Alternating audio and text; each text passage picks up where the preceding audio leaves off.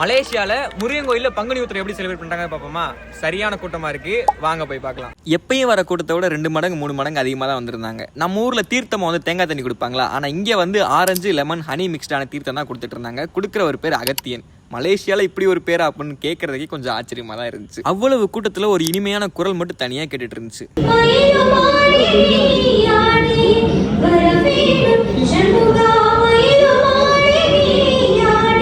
சாமி கும்பிட போலாமா?